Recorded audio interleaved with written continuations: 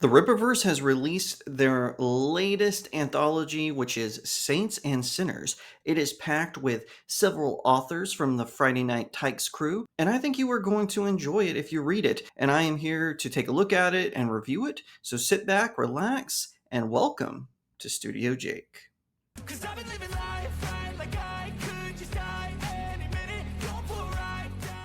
Hi everyone, my name is Jacob Berry. Welcome to the Studio Jake vidcast, where I talk about all things pop culture. Be sure to like, share, subscribe, and if you're watching on YouTube, ring that little bell so you get notifications when I post a new vidcast, and consider becoming a channel member. If you want to support me in the work that I do, head on over to my new website, studiojakemedia.substack.com. The link is in the description of the video. I am very excited for all of you to check it out, so head on over there. Thank you in advance.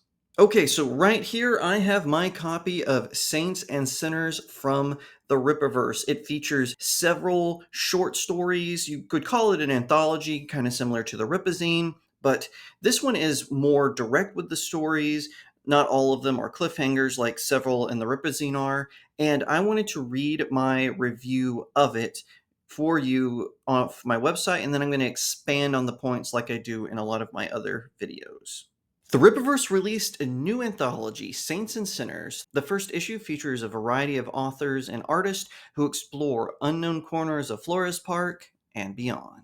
In Chasing Ghosts, Alpha Corps sends Ingrid to assist in a murder investigation, but the local police are not happy with her intrusion into the case, especially when Bloodruth arrives. It is penned by Az from Heel vs. Babyface and drawn by Diogenes Naves. I hope I'm pronouncing that correctly. Let me know in the comment section. Across the Bear follows a homeless man known only as Cross being robbed, but he is revealed to be a cyborg. J. David, aka Drunk 3PO, developed the story with Chris Bolson drawing. The Weight of Restraint opens with an incident at a prison that causes a disruption, and an attorney wonders about the prisoner involved. It is written by Rippaverse founder Eric July and illustrated by Elias Martins. A group of archaeologists think they have stumbled on a temple of immortality, but there is something sinister going on in Bone God. Callum Edmonds handled the story with Will Conrad drawing. A wrestling league is having trouble finding someone to fight their champion, Big Tuna, but a challenger from a minor league might be what they are looking for in Underdog. Rippaverse lore masters Jen and Sylvia Suska wrote the tale, and Mark Palandra handled the artwork. One Little Push sees criminal Fontaine hiring an ex-set hitman to take out Yaira, but a mysterious figure is watching. Will Jordan, aka the Critical Drinker, is behind the plot, and Carlos Reno handled the illustrations.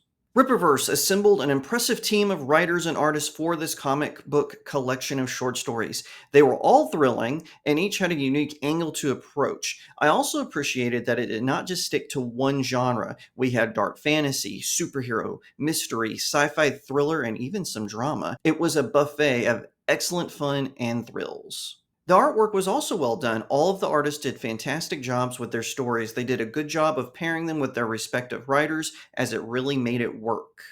Bloodruth, Ingrid, and Yaira all made appearances, but I think a story that focused on Isom, Salvage, or Gooding would have benefited this release.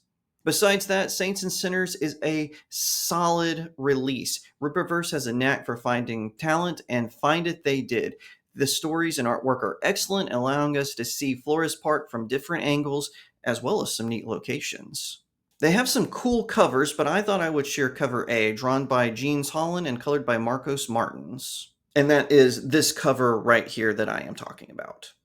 And just to expand on that review a little bit, I would just like to say that Ingrid is one of the most underused characters within Alpha Core. In Yaira 2 and 3, they did give her a somewhat larger role. Solari and Braxwell have both gotten sort of very starring moments, whereas Ingrid's big moment is when she was fighting Yaira. So it was really cool seeing her get her own solo story. I really like that. She's one of the only Alpha Core members who cannot fly. She has these really cool tech whips that she uses. She's also very fast and athletic. So she has some powers, but she just doesn't fly. And so a lot of her work takes place on the ground. And this one, she has a really rocking motorcycle to help her through this adventure. And I really enjoyed that. I'm so glad Ingrid finally got a starring piece, even if she was partnered with a police investigator throughout the story. But I highly recommend this. I never know, whenever I hear that people who have never written comic books before or even published books go on and write comics, but this is actually a pretty solid collection of stories. I really enjoyed it. I thought they were paired well with their artists. If I was to pick my favorite story, it would definitely be Chasing Ghosts, which is the Ingrid solo story, as well as The Underdog, which was written by the Saska sisters, the Twisted Twins themselves. Those were my two favorites. Now, that does not undercut the other stories. I like them all, but those two were definitely my top two. And I would have to say Chasing Ghosts was probably my favorite. So credit to Az from Heel versus Babyface. Good for him for, doing my favorite story in this collection. And like I said, the artwork is phenomenal. I think that they paired everyone very well. So for instance, this is a full shot of Ingrid on her motorcycle. She looks fantastic on it, and Diogenes did a fantastic job with this. I'm not going to say which artist was my favorite because they all matched their writer very well. Like, they went very well with the story they were trying to tell. And I really appreciated that attention to detail that Rippaverse Comics did for this release. That was really good. The artist and the writers matched very well. They came together perfectly. And like I said, my only criticism of it is, well, I appreciate the desire to sort of expand the lore within the Rippaverse, showing different genres and different areas outside of Flores Park. I do wish we had seen some more familiar characters. We saw Ingrid, Bloodruth, and Yaira, and Fontaine even, but I would have liked to have seen maybe a short story featuring Gooding. He is one of their most underrated characters. He makes a lot of guest appearances. He appeared in Isom and Bloodruth, and even his own story by Mike Barron, but I would like for him to have more appearances throughout it. We definitely need to see the polymath return. I think that would be really good, but not just him exclusively. Their flagship character, Isom, I think he would have done good to have a short story in this. I would have liked to have seen Salvage PI or Saoirse have appearances in this. I think that would work really well. They can definitely fit some short stories, especially since they don't have any ongoing stories. But I get it. They probably wanted to give all of these writers a chance to sort of stretch their legs, including the Saska sisters and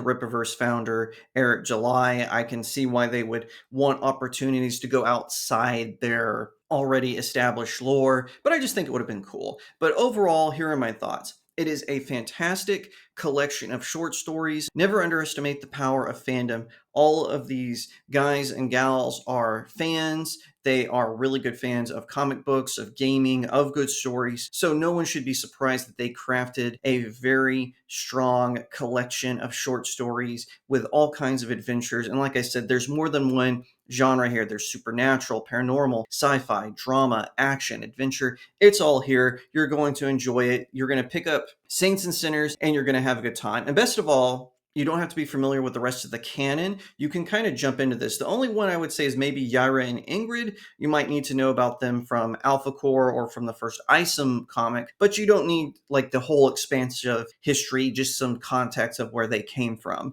But otherwise, I think you will have a good time. It is solid writing, it is solid adventure, it is solid fun, and it is solid drawing and colorization. You are going to love it, so definitely check out Saints and Sinners. If you like that video, be sure to give it a like, share it out to all your friends, leave me a comment, tell me what you think, and subscribe. If you're watching on YouTube, ring that little bell so you get notifications when I post a new vidcast, and consider becoming a channel member. If you want to support me in the work that I do, click on the link in the description of the video. It takes you to my website, studiojakemedia.substack.com. You can subscribe at different tiers that unlock different perks, including being able to pick the topic for this vidcast or the website. Those are pretty good deals, so check them out. Thank you in advance to all who go and subscribe. If you're interested in my own writing, you can check out my short stories at my locals community, that's studiojakemedia.locals.com, or at the aforementioned Substack. There's a conveniently titled Buy My Book section. You can purchase one or all four. I've got links all over the place, but they're all available on Amazon.com. Check them out. Leave me a 5-star review. It really helps out small indie creators like myself. Once again, thank you so much for watching, and I'll see you next time right here on Studio Jake. 'Cause I've been living life right like I